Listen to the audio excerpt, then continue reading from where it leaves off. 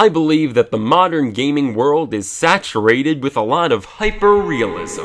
Real people, real physics, real places, real weapons, real. And that's because they can. With 1020p and 4K resolution out on the market, what even is a graphical limitation anymore? But I say, keep the lifelike graphics. Me, I'd rather have a creative, immersive gaming experience that takes me to a world that isn't real life at all. And boy, does Mario do that oh so well. One of my first games ever was Super Mario Deluxe for the Game Boy Color, and man, that baby put me on a roller coaster ride of sweet imagination. The levels were interactive, the world was wacky, but the enemies walking around, they were in a creative class of their own. So without further ado, I'd like to celebrate a simpler time in gaming by giving you my top 6 favorite Mario enemies of all time.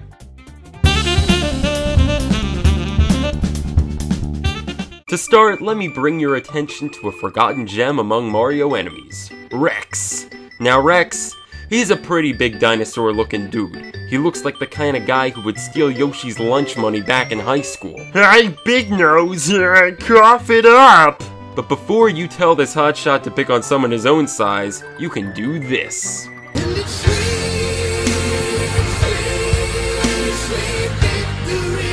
Now he can only pick on pancakes and pizzas.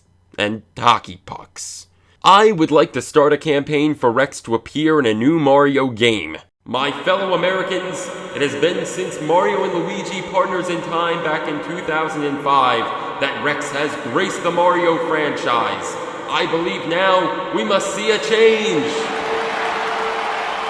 Nintendo, bring back Rex. Bring back Rex. Bring back Rex. Wiggler man, I hesitate to even call this guy an enemy. He's just an ordinary happy-go-lucky worm with a flower on his head. Sure is nice today, ain't life swell? But everything changes when the Fire Nation, Mario, attacks, turning poor sweet Wiggler into a fiery-tempered, unforgiving killing machine! Sweet Jesus, I'm sorry, Wiggler. I'm sorry for disturbing you, please. Please!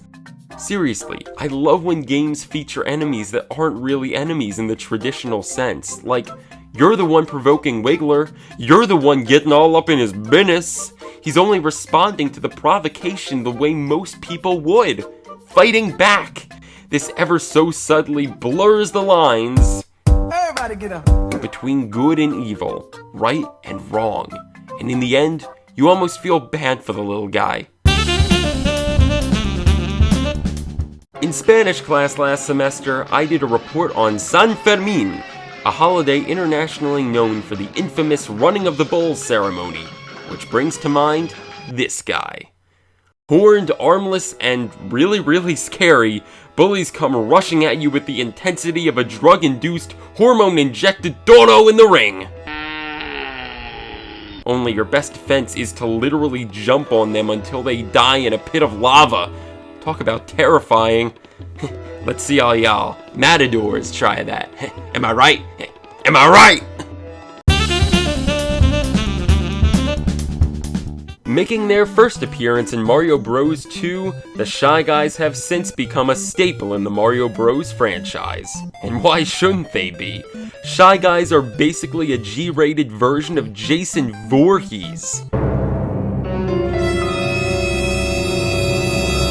But what makes the Shy Guys so cool is the fact that they can do absolutely everything. They come in different colors, they walk on stilts, they eat, they play sports, they fly! Multi-talented, multifaceted, and apparently well-cultured, Shy Guys do it all. Also, they subjected you to this torture back in Mario Party 3.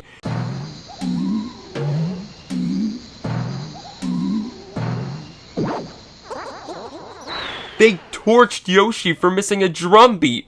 Hardcore as fuck! They're weird, they're spastic, they're fuzzy. I love Fuzzies. Fuzzies are so charming and funny with those googly eyes, that big mouth, those 4 teeth.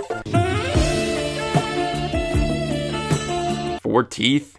They need some serious dental treatment. Brush, brush, brush, brush, brush, brush. And they use those unhygienic mouths to do this in the Paper Mario games. But you know what's cool about Fuzzies? They look like Tinkerbell sprinkled some pixie dust on that weird thing you doodled in math class. Nintendo took something that looks uninspired and hashtag basic and gave it life, personality. Look at it move, look at it move. It looks so happy, so at peace, so fuzzy.